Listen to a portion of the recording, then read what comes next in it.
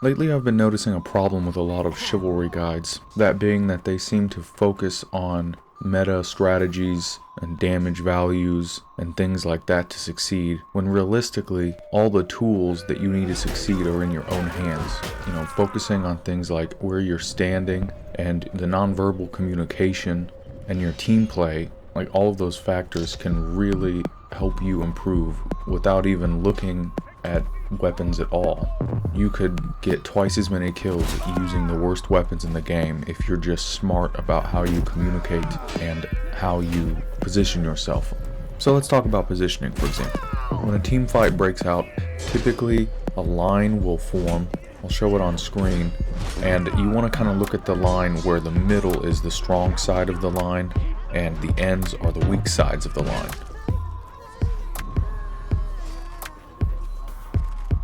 In real medieval combat, they came up with a strategy to exploit that weakness at the end of the line, and that strategy is called the pin and split.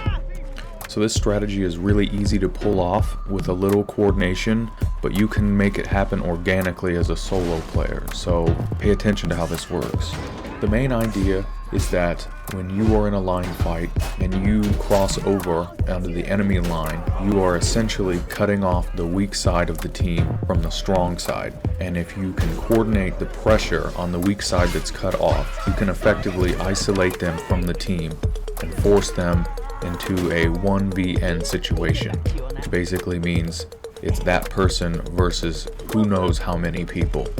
The longer that they are away from their team, the more friendly reinforcements are going to trickle into that unfair fight and beat them down. Although I should warn you, this isn't really a good idea to try to do if your team is retreating, because if you push forward and pin and split someone, but your team retreats away from you, you're basically pinning and splitting yourselves into enemy territory. So this is really more of an offensive maneuver than a defensive one. I also feel like this is something that you see happen all the time, where people on the ends of a team fight will sort of push forward and then cut someone off, and as they try to fight the two people on the end, they just get swarmed as the team fight sort of gravitates away from that problem.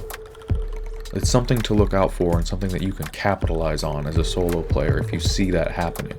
If you see someone get pinned, then split them. So another thing that I wanted to talk about was nonverbal communication.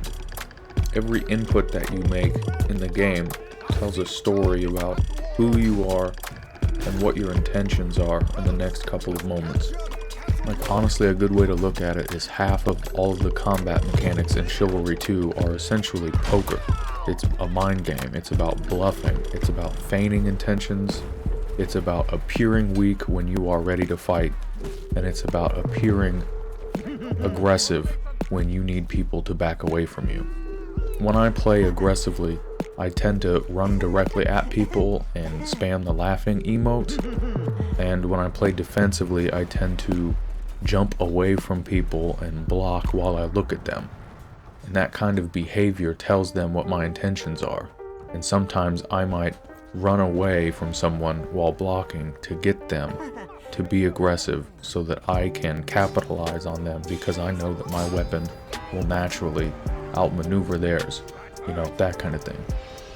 When you're playing Chivalry 2, you really have to pay attention to how you're portraying yourself, how much you're blocking, whether or not you're moving away from the enemy or toward them, making yourself look unskilled. Things like swinging in the air, missing really badly, can sometimes make yourself look like you are bad, but really it's kind of creating a false sense of security for the person you're fighting. You can be really deceptive with the way you behave, and that can manipulate your opponent's behavior. Either way, these are just some things to think about when you're in game, and I really feel like if you focus on positioning and nonverbal communication, you'll improve so much more than grinding out the maul or focusing on perfecting the Dane axe reach around. I don't know. Either way, I think that's all for this video today. My next one is going to go over some other strategies on team fights and group play. Hopefully you enjoyed the video. Give it a like or a sub if you did. The next video will be out probably a couple days. You might catch me streaming. Either way, thanks a lot for the support again, and have a good day. Bye.